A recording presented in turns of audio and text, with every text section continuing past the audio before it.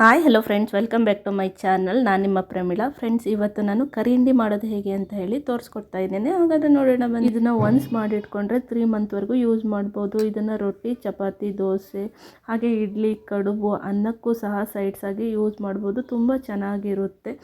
ಈ ರೆಸಿಪಿನ ತುಂಬ ಕಡೆ ಮಾಡೋದು ಕಡಿಮೆ ಅನಿಸುತ್ತೆ. ಇದನ್ನು ನಮ್ಮಲ್ಲಿ ಮಾಡ್ತಾರೆ, ಇಯರಲ್ಲಿ ಒನ್ಸ್ ಮಾಡ್ತಾರೆ. ಒಂದು ಸತಿ ಮಾಡಿದರೆ 3 ತಿಂಗಳು ಯೂಸ್ ಮಾಡ್ಬೋದು ಅಂತಲೇ ಹೇಳ್ಬೋದು. ತುಂಬ ಚೆನ್ನಾಗಿರುತ್ತೆ ಈ ರೆಸಿಪಿ.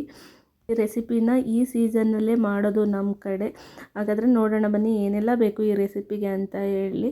ನೋಡಿ, ನಾನಿಲ್ಲಿ ಮೆಂತ್ಯ ತೊಗೊಂಡಿದ್ದೀನಿ. ಮೆಂತ್ಯ ಒಂದು 1/4 kg ಅಷ್ಟು ತೊಗೊಂಡಿದ್ದೀನಿ. ಹಾಗೆಯೇ ಬೆಳ್ಳುಳ್ಳಿ 1/4 kg ಅಷ್ಟು ತೊಗೊಂಡಿದ್ದೀನಿ. 50 ಗ್ರಾಮಿಗೂ ಕಮ್ಮಿ ಅಷ್ಟು ಜೀರಿಗೆ ತೊಗೊಂಡಿದ್ದೀನಿ. ಹಾಗೆ ಗೂರೆಳ್ಳನ್ನು ತೊಗೊಂಡಿದ್ದೀನಿ. ಇನ್ನೂ ಒಂದು 50 ಗ್ರಾಮ್ ಇರ್ಬೋದು.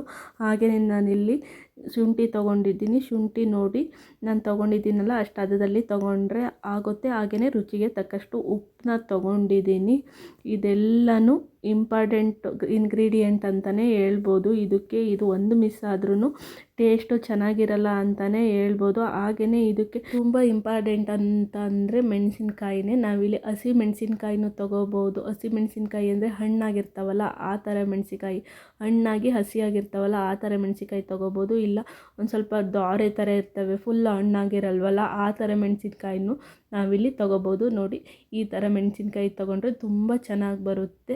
ಸ್ವಲ್ಪ ಸಿಹಿ ಟೇಸ್ಟ್ ಕೊಡುತ್ತೆ ಅಂತಲೇ ಹೇಳ್ಬೋದು. ನಾವು ಸೆಲೆಕ್ಟ್ ಮಾಡೋವಾಗ ಈ ಥರ ಮೆಣಸಿನ್ಕಾಯಿನೇ ಸೆಲೆಕ್ಟ್ ಮಾಡೋದು ಒಳ್ಳೆಯದು ಕರಿ ಹಿಂಡಿಗೆ ಅಂತಲೇ ಹೇಳ್ಬೋದು. ಒಬ್ಬೊಬ್ಬರು ದ್ವಾರೆ ತೊಗೊಂಡ್ರೆ ಅದು ಸಿಹಿ ಬರಲ್ಲ, ತುಂಬ ಖಾರ ಆಗಿಬಿಡುತ್ತೆ. ಅದಕ್ಕೋಸ್ಕರ ನಾನಿಲ್ಲಿ 1 kg ಅಷ್ಟು ಹಣ್ಣು ಮೆಣಸಿನ್ಕಾಯಿನ ತೊಗೊಂಡಿದ್ದೀನಿ.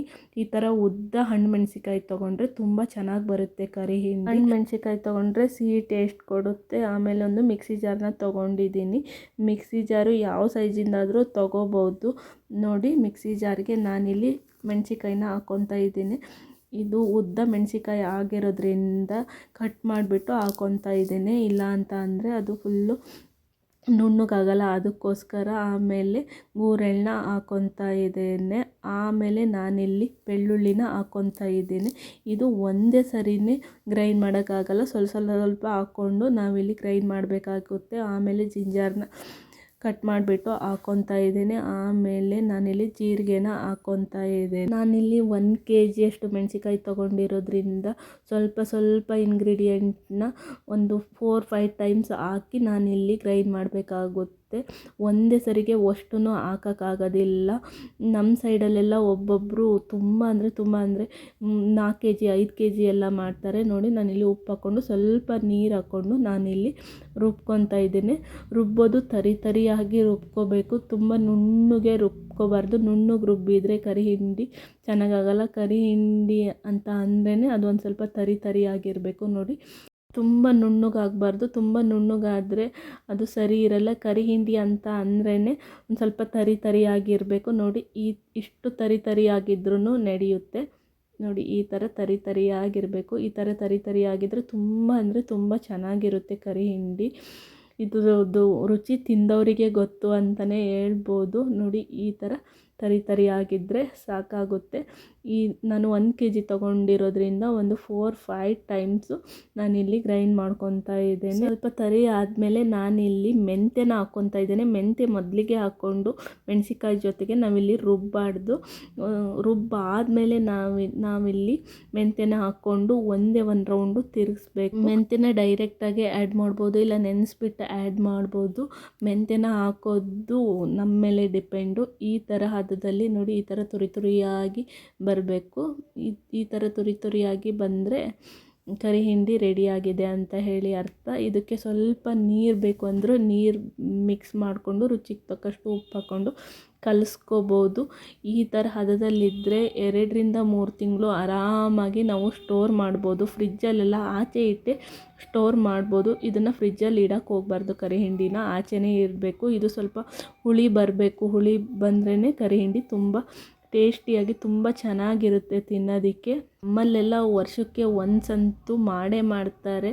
ಒಬ್ಬೊಬ್ಬರು ಮನೇಲಿ 4-5 kg ಮೆಣಸಿನ್ಕಾಯಿ ಹಾಕ್ಬಿಟ್ಟು ಕರಿ ಹಿಂಡಿ ಮಾಡ್ತಾರೆ. 2-3 ತಿಂಗಳವರೆಗೂ ಸ್ಟೋರ್ ಮಾಡಿ ತಿಂತಾರೆ. ನಮ್ಮಲ್ಲೆಲ್ಲ ಪ್ರತಿದಿನ ಬೆಳಿಗ್ಗೆ ರೊಟ್ಟಿ ಇರುತ್ತೆ. ರೊಟ್ಟಿಗೆ ಕರಿ ಹಿಂಡಿ ತುಂಬ ಅಂದರೆ ತುಂಬ ಚೆನ್ನಾಗಿರುತ್ತೆ ಅಂತಲೇ ಹೇಳ್ಬೋದು. ಆಮೇಲೆ ಇದನ್ನು ಸ್ಟೋರ್ ಮಾಡೋದು ಹೆಂಗೆ ಅಂತ ಅಂದರೆ ನೋಡಿ, ಮಣ್ಣಿನ ಮಡಿಕೆ ಅಥವಾ ಕುಂಬ ಈ ಥರ ಏನಾದರೂ ಮಣ್ಣಿಂದು ಇರುತ್ತಲ್ಲ ಆ ಥರದ್ರಲ್ಲಿ ಸ್ಟೋರ್ ಮಾಡಬೇಕಾಗುತ್ತೆ. ದಿನ ಕಳೆದಂಗೆ ಹುಳಿ ಬರುತ್ತೆ. ಅದಕ್ಕೋಸ್ಕರ ನಾವಿಲ್ಲಿ ಮಣ್ಣಿನ ಮಡಿಕೆ ಅಥವಾ ಮಣ್ಣಿಂದು ಕುಂಬ ಈ ಥರದ್ರಲ್ಲಿ ಸ್ಟೋರ್ ಮಾಡಬೇಕಾಗುತ್ತೆ. ಈ ಕರಿ ಹಿಂಡಿನ ಈ ಥರ ಮಣ್ಣಿನ ಮಡಿಕೆ ಅಥವಾ ಮಣ್ಣಿನ ಕುಂಬದಲ್ಲಿ ಹಾಕಿ ಬಿಸಿಲಿಗೆ ಇಡಬೇಕು. ನಾವು ಇದನ್ನ 1 ವೀಕ್ ಆದ್ರೂ ಬಿಸಿಲಿಗೆ ಇಡಬೇಕು. ಮಣ್ಣಿನ ಮಡಿಕೆ ಅಥವಾ ಕುಂಬ ಒಳಗೆ ಹಾಕಿ ಬಾಯಲ್ಲಿ ಒಂದು ಬಟ್ಟೆ ಕಟ್ಟಿ, ಬಿಳಿ ಬಟ್ಟೆ ಕಟ್ಟಿ ಅದನ್ನು 1 ವಾರ ಬಿಸಿಲಲ್ಲಿ ಇಡಬೇಕು. 1 ವಾರ ಬಿಸಿಲಲ್ಲಿ ಇಟ್ಟರೆ ರೆಡಿ ಆಯಿತು ಅಂತ ಹೇಳಿ ಕರಿ ಹಿಂಡಿ. ಆಮೇಲಿಂದ ತಿನ್ನೋದಕ್ಕೆ ರೆಡಿ ಆಗುತ್ತೆ. ಕರಿ ಹಿಂಡಿ ಡೈರೆಕ್ಟಾಗಿ ತಿನ್ನೋಕ್ಕಾಗಲ್ಲ. 1 ವಾರನಾದರೂ ಬೇಕು. ಅದೊಂದು ಸ್ವಲ್ಪ ಕಳಿಬೇಕು. ಹಂಗಾದ್ರೇ ತುಂಬ ಒಳ್ಳೆ ಟೇಸ್ಟ್ ಬರುತ್ತೆ. ಕರಿ ಹಿಂಡಿನ ರೊಟ್ಟಿ, ದೋಸೆ, ಚಪಾತಿ, ಇಡ್ಲಿ, ಕಡುಬು, ಅನ್ನಕ್ಕೂ ಸಹ ಹಾಕ್ಕೊಂಡು ತಿನ್ಬೋದು. ತುಂಬ ಒಳ್ಳೆ ಟೇಸ್ಟ್ ಇರುತ್ತೆ. ಒನ್ಸ್ ಮಾಡ್ಕೊಂಡು ತಿನ್ನಿ, ನಿಮಗೂ ಇಷ್ಟ ಆಗುತ್ತಾ ಅಂತ ಹೇಳ್ತಾ ಇವತ್ತಿನ ವೀಡಿಯೋನ ಮುಗಿಸ್ತಾ ಇದ್ದೇನೆ. ಟಾಟಾ ಬಾಯ್ ಬಾಯ್ ಫ್ರೆಂಡ್ಸ್. ನೆಕ್ಸ್ಟ್ ವೀಡಿಯೋದಲ್ಲಿ ಮೀಟ್ ಮಾಡೋಣ.